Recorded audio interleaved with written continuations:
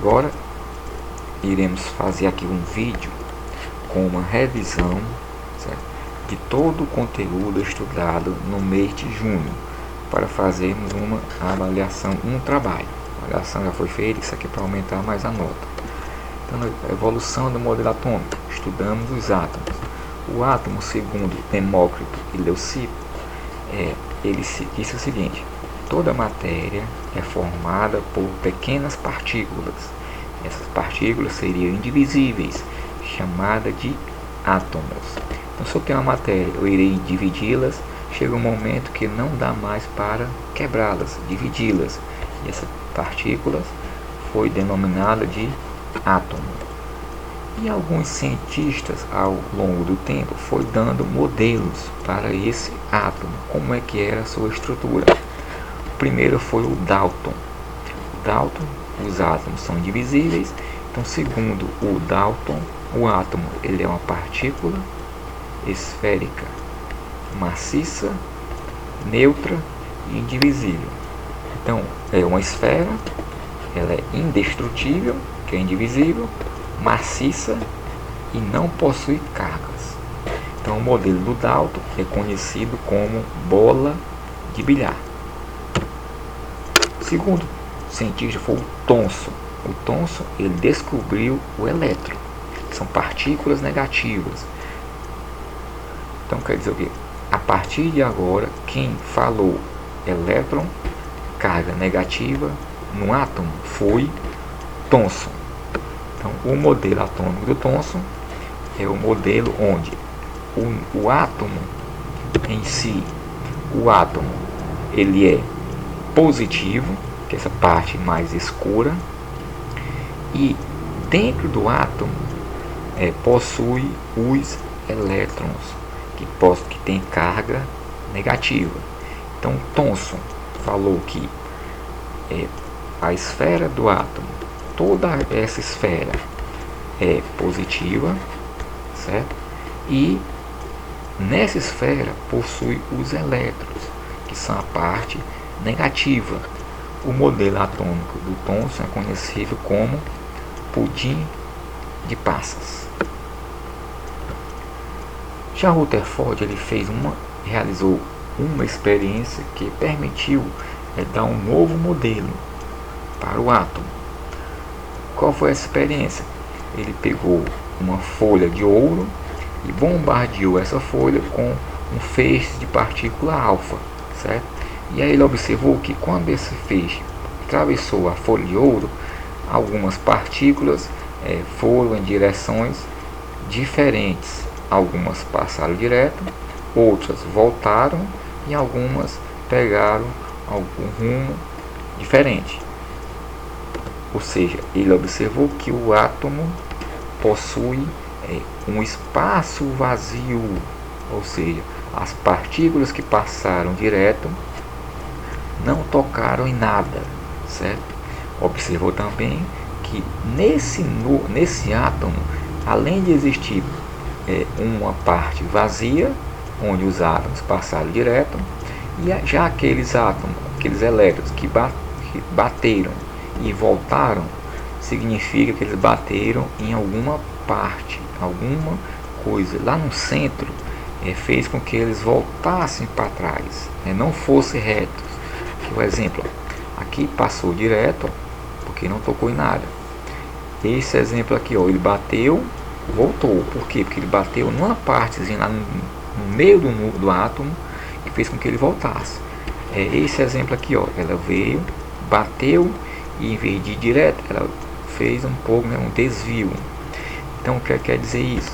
Que o modelo atômico de Rutherford possui espaços vazios, só que no centro desse átomo possui uma região que foi chamado de núcleo. Então, segundo Rutherford, um átomo ele possui duas regiões, certo?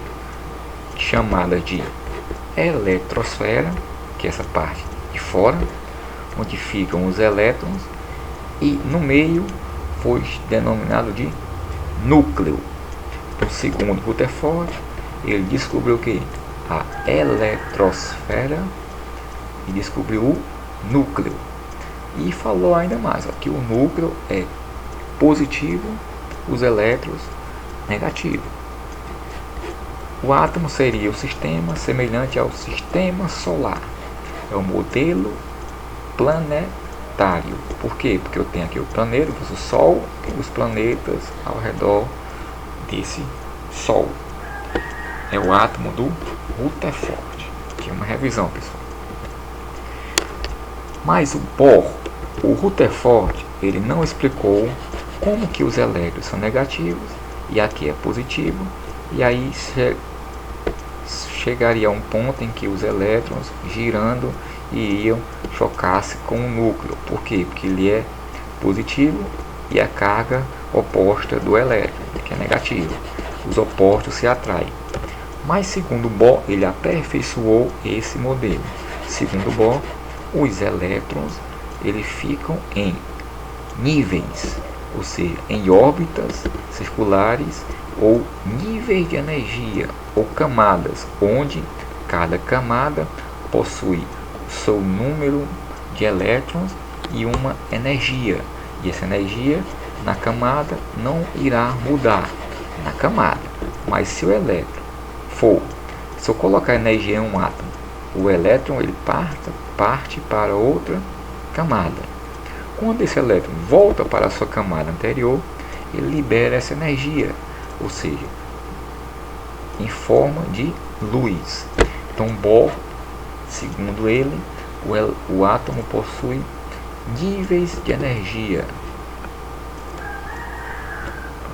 Esse é o modelo atômico do Bohr, que possui os seus níveis, onde ficam os elétrons, certo? Esse elétron, por exemplo, se eu colocar energia nele, ele irá passar para outra camada. Quando a energia, quando ele voltar para o seu lugar de origem, irá liberar essa energia na forma de luz.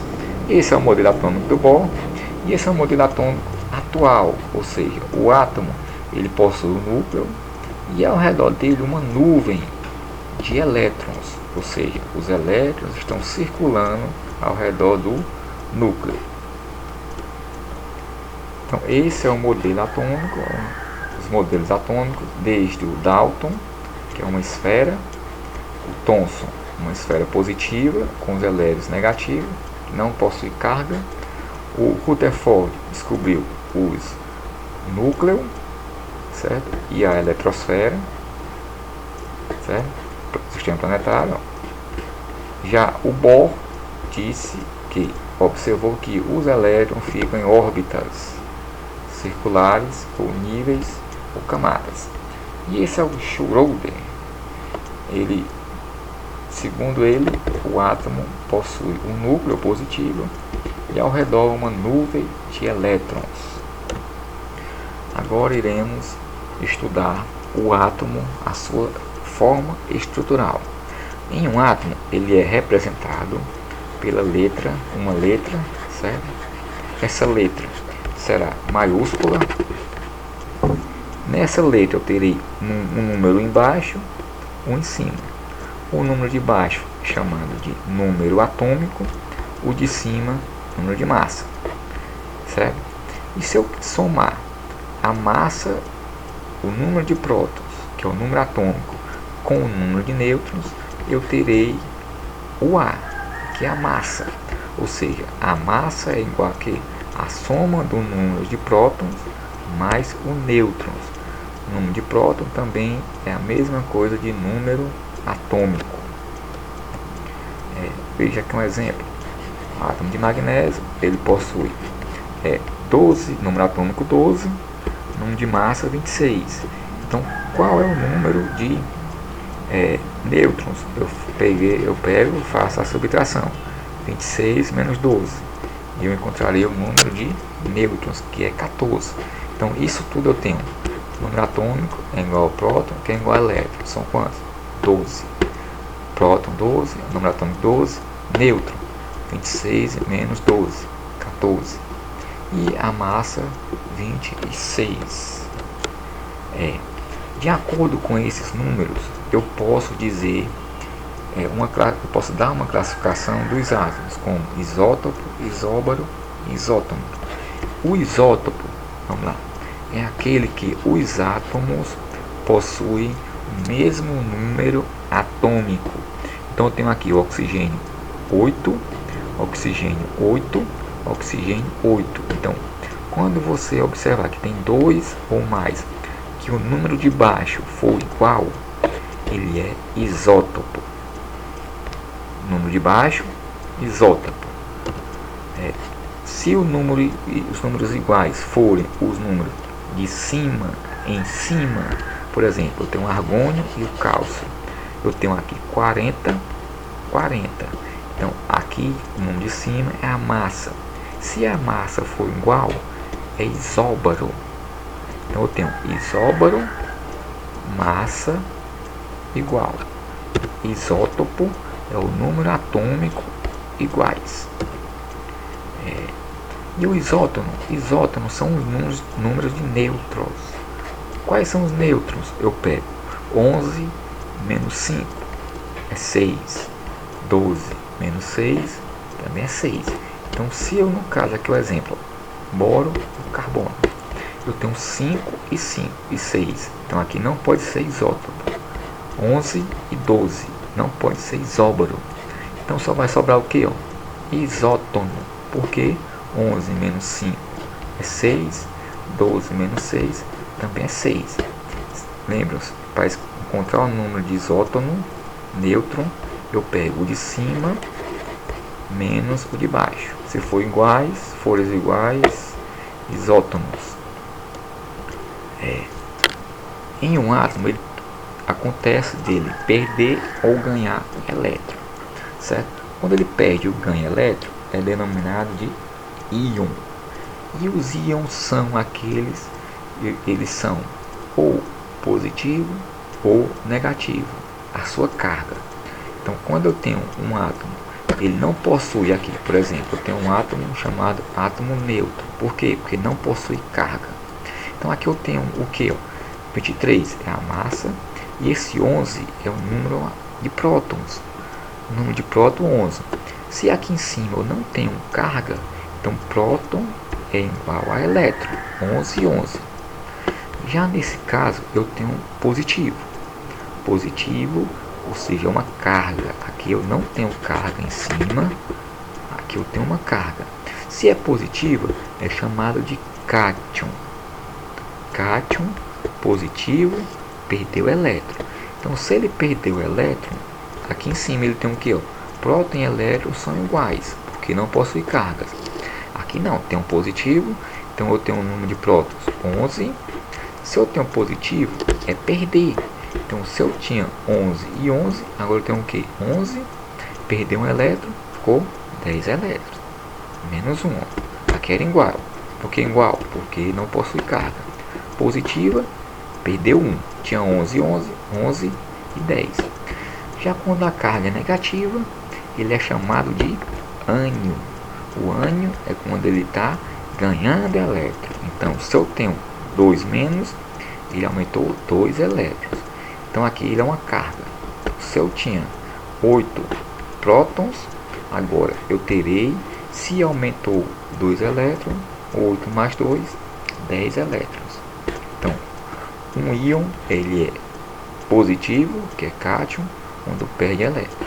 Ele é ânion, quando ele ganha elétron. Carga negativa. Positiva é o cátion. Aqui eu tenho exemplos. Eu tenho magnésio, 12, 2 mais. Ou seja, é um cátion. Perdeu 2. Então, se eu tinha 12 elétrons, 12 prótons, ele perdeu 2. Ficou 10. O flúor, eu tenho 9 prótons. E aí, por que tem 10? Porque a carga é negativa. Menos 1, aumentou 1. Ficou 10 elétrons. Nitrogênio, 7. Ele possui 7 prótons. E aqui é 10 porque ele ganhou 3 elétrons. Então, quando é mais, é diminuindo. Quando é menos, é aumentando. Bom, agora iremos dar uma revisada na distribuição eletrônica. eu quero que vocês aprendam o que é uma camada ou nível de energia. Camada ou nível de energia, segundo a aula anterior, são 7 camadas. Então atenção, porque as camadas ou níveis são 7 camadas. Essas 7 camadas são representadas pelas letras maiúsculas K, L, M, N, O, P e Q. Ou seja, K, L, M, N, O, P ou Q e Q são as camadas ou níveis. São 7 camadas. Então, 7 níveis, 7 camadas. Certo? Cada camada eletrônica possui uma quantidade de elétrons. Então, aprenda que na primeira camada, que é a camada K, eu posso colocar até no máximo 2 elétrons. Camada L, 8, camada M, 18, N, 32, camada O, 32, P, 18 e Q, 2. Então, as camadas são 7 camadas, representada por essas letras.